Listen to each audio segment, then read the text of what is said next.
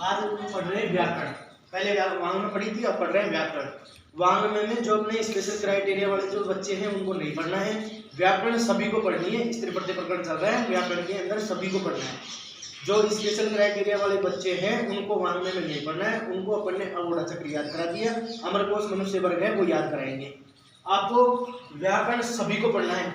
इसमें स्त्री प्रत्यय प्रकरण चल रहा है, प्रकरण है स्त्री प्रत्यय प्रकरणम,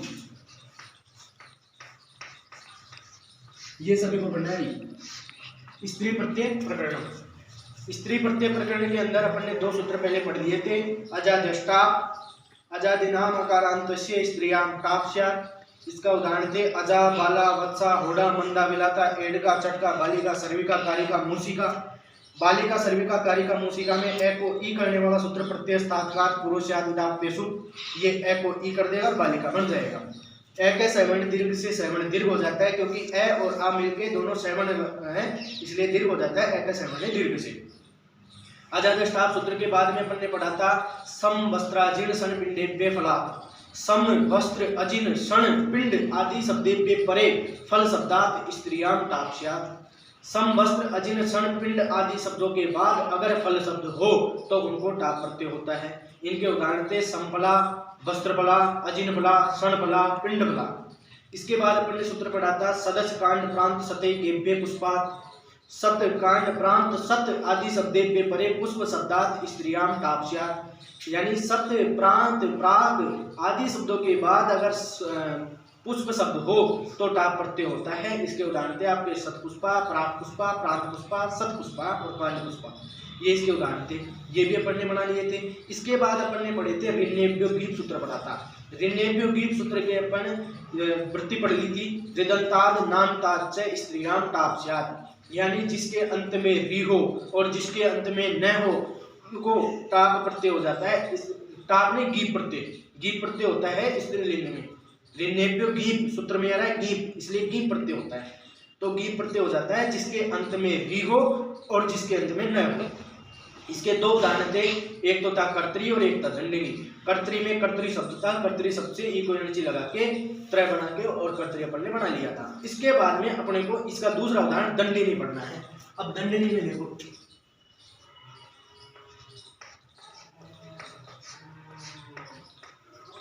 दंडिनी में दंडिन शब्द है, दंडिन शब्द। ऋण्येभ्यो गीत सूत्र की शर्त क्या है कि या तो अंत में शब्द के अंत में या तो री आए या ना आए। तो शब्द के अंत में ना आ रहा है इसलिए ऋण्येभ्यो गीत लगेगा। तो दंडिन शब्दार्थ अपन लिखते हैं स्त्रीत्व विवक्षायाम, यानी स्त्रीलिंग की विवक्षा होने पर। स्त्रीत्व विवक्षायाम ये सब में लिखना है, स्त्रीत्व विवक्षायाम। अब आपका मेन सूत्र है कौन, क्योंकि ना आ रहा है अंत में इसलिए ऋण्येभ्यो गीत। ऋण्येभ्यो गीत सूत्र का उदाहरण है कर्तरी और दंडिनी, इसलिए लगाना है आपको ऋण्येभ्यो गीत। ऋण्येभ्यो गीत इति सूत्रेण, कौन सा प्रत्यय करेगा, खुद सूत्र बोल रहा है कि री हो अंत में न हो अंत में उन शब्दों को गीत प्रत्यय कर देता हूं। तो इति सूत्रेण नीप प्रत्यय करके इस सूत्र से अपन ने कर दिया गीत प्रत्यय। आपका दंडिन शब्द है, दंडिन का ऑलरेडी आता है दंडिन प्लस नीप। नीप का अनुबंध लोप करना है, अनुबंध लोपे। कर्तरी में भी किया था तो अनुबंध लोप कर दिया। अब आपका बच गया दंडिन और गीत में से बच गया ई। दंडिन प्लस ई कुछ भी नहीं करना है, न आता है मिला मिलित्वा। ये जो न आता है इसमें ई मिल जाएगा तो आपका बन गया दंडी और नी। दंडिनी बन गया। अब दंडिनी बनने के बाद में जो बनाना था वो बन गया। अब अपनी फॉर्मेलिटी पूरी करो। क्या, दंडिनी शब्दार्थ प्रातिपदिक संज्ञा सब में आपको कृतद्धित समासाश्चय से करनी है। तो कृतद्धित समासाश्चय, कृतद्धित समासाश्चय इति सूत्रेण प्रातिपदिक संज्ञायाम। भाषा थोड़ी पकड़ेंगे आप। प्रातिपदिक संज्ञायाम ये लिखना है, संज्ञायाम। प्रातिपदिक संज्ञा होने के बाद में ऑटोमेटिक सूत्र आ जाता है, तो आप लगाओगे स्वभवजस मोट, स्वभवजस मोट इति सूत्रेण। कौन सा प्रत्यय? सुप्रत्यय, सुप्रत्यय करते आपका बन गया दंडिनी था, सु प्रत्यय आ गया तो दंडिनी प्लस सु। अब सु का कोई काम है क्या इसके अंदर? अमारा है, विसर्ग आ रहा है, स्त्रीलिंग में कहीं भी विसर्ग नहीं लगाना है, कहीं भी अम नहीं लगाना है, सु लाना है और सु का लोप करना है। तो सु का लोप करने वाला सूत्र है आपका अलंज्ञाभ्यो दीर्घात सुतिष्य अपृक्तम हल, अलंज्ञाभ्यो दीर्घात सुतिष्य अपृक्तम हल, अलंज्ञाभ्यो दीर्घात सुतिष्य अपृक्तम हल इति सूत्रेण। क्या करता है ये सूत्र? सु का लोप। तो इति सूत्रेण सु लोपे प्रत्यय, इस सूत्र से पहले कर दिया सु का लोप। सु का लोप हो गया तो वापिस दंडिनी बच गया और बनाना भी दंडिनी था, इसलिए दंडिनी थी सिद्धम। इसके जोड़ ले लो। इसके बाद अगला सूत्र पढ़ रहे हैं अपन स्त्री प्रत्यय में।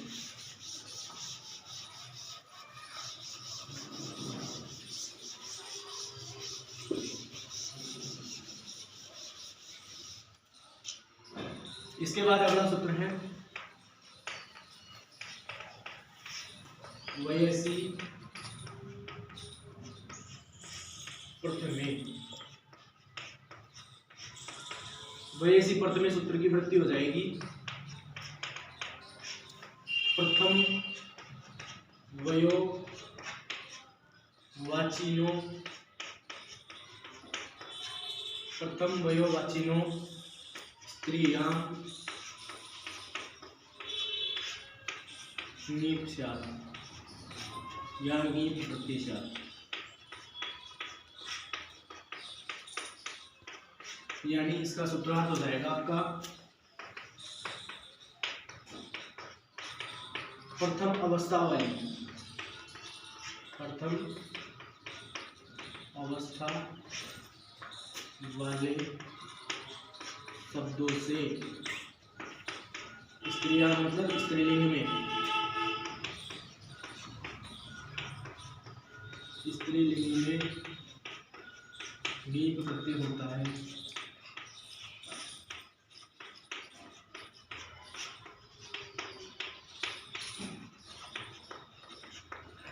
आपका सूत्र है वयसी प्रथमे।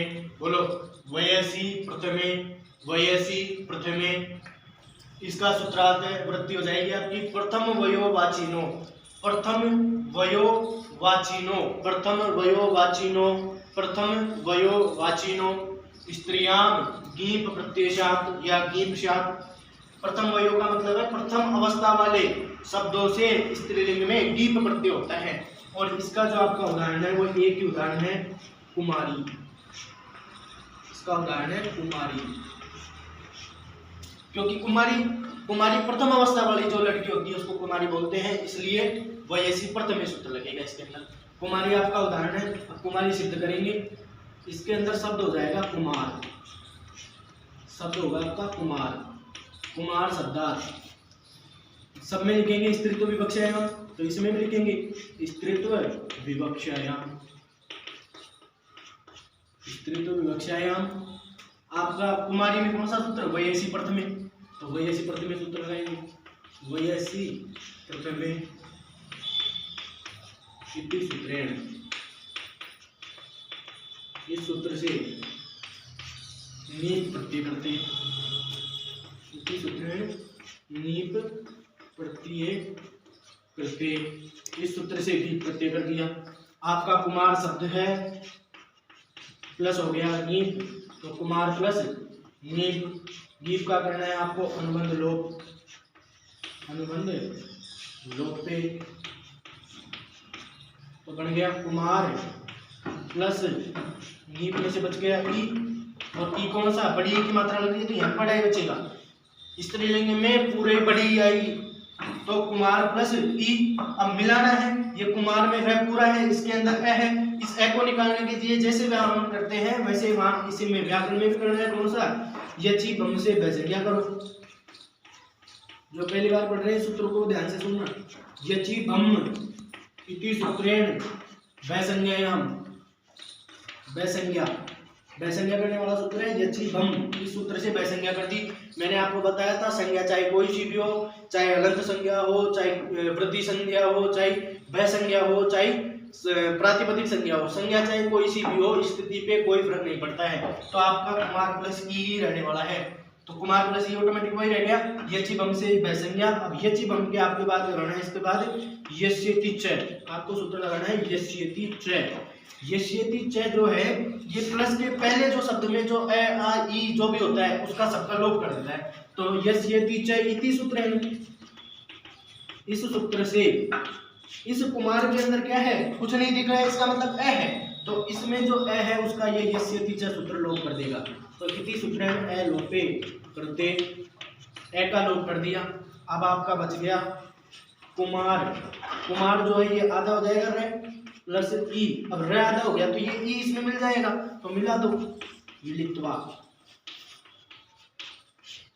कुमार में ई मिल गया तो क्या बन गया? कुमारी। और बनाना भी आपको कुमारी था, लेकिन कुमारी बनने के बाद में कुमारी शब्दार्थ फॉर्मेलिटी आपको पूरी करनी है।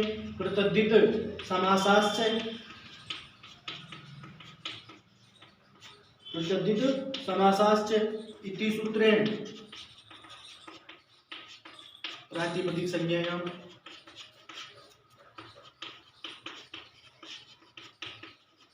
कृतद्धित समासाश्च सूत्र से प्रातिपदिक संज्ञा हो गई। फिर लगाना है आपको सुओजस मोड, सुओजस मोड इति सूत्रेण सुप्रत्यय।